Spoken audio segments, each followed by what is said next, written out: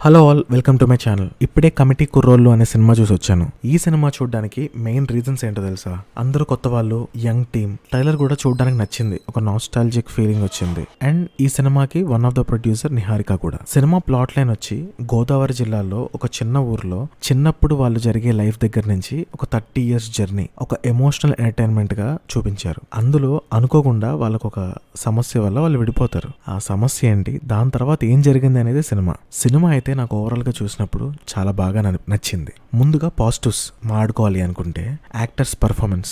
చాలా మంది ఉంటారు, ఒక 10 మంది పైనే యాక్టింగ్ కుమ్మేశారని చెప్పాలి. వాళ్ళకి ఇచ్చిన రోల్స్ లో వీళ్ళు బాగా చేశారు, వీళ్ళు బాగా చేయలేదు అని కాదు, ప్రతి ఒక్కరు నటనలో జీవించారని చెప్పాలి. చాలా న్యాచురల్ గా ఉంటుంది సినిమా. ఈ మధ్య కాలంలో కోవిడ్ తర్వాత మనం చాలా మలయాళం సినిమాలు చూడడానికి అలవాటు పడ్డాం. అందులో ఉండే న్యాచురాలిటీ గానీ, చిన్న సబ్జెక్ట్ ని తీసుకున్న సినిమా ఎంత బాగా చూపించారు అని మాట్లాడుకుంటున్నాం. బట్ మన గోదావరి జిల్లాలో ఇంత మంచి సబ్జెక్ట్ అంటే చాలా మంది అంతకు ముందు మన సినిమాల్లో చూపించారు. ఈ మధ్య కాలంలో గోదావరి జిల్లాని రూటెడ్ సబ్జెక్ట్ ని చాలా బాగా న్యాచురల్ గా మన ముందుకు తీసుకొచ్చారని చెప్పాలి.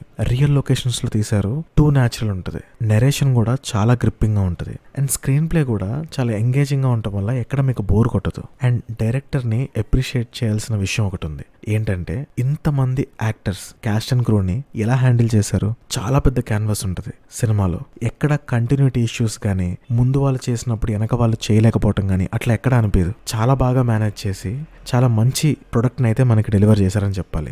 మ్యూజిక్ కూడా చాలా అంటే చాలా బాగుంటది. సాంగ్స్ వింటున్నప్పుడు ఒక ప్లెజెంట్ ఫీల్లోకి వెళ్తారు మీరైతే. చాలా సీన్స్ మీకు మీ చైల్డ్హుడ్ ని గుర్తు చేస్తుంది. ఒక్క నిమిషం ఆ రోజులే బాగుండేవి కదా అనిపిస్తుంది. ఈ టెన్షన్లు, హోమ్ లోన్లు, క్రెడిట్ కార్డులు, బాధ్యతలు ఇవేమి లేకుండా అప్పట్లో సరదాగా ఆడుకొని కల్మషం లేకుండా ఫ్రెండ్స్ తో తిరిగిన రోజులు అవన్నీ ఒక్కసారి రివైండ్ చేసినట్టు ఉంటుంది. ఇకపోతే సినిమాలో negatives. Second half pre climax దగ్గర సినిమా అయిపోయింది అనిపించింది నాకు. దాని తర్వాత ఏదైతే ఎపిసోడ్ ఉంటుందో అది కూడా బాగుంటది. బట్ సంహౌ అక్కడతో క్లోజ్ చేయొచ్చు కదా, ఇంకెందుకు లాగారు అనే ఫీలింగ్ కలిగింది నాకైతే. బట్ ఓవరాల్ గా సినిమా అయితే నాకు నచ్చింది. సరదాగా ఏ ఎక్స్పెక్టేషన్స్ లేకుండా సినిమాని ప్లెయిన్ గా సినిమా చూసి వచ్చేయండి. చూడని వాళ్ళు ఉంటే, చూసిన వాళ్ళైతే మీకు ఎట్లా అనిపించిందో కమెంట్స్ లో చెప్పండి. ఇక అంతే, మరిన్ని చిత్రం చెప్పిన కబుర్లతో మళ్ళీ కలుద్దాం.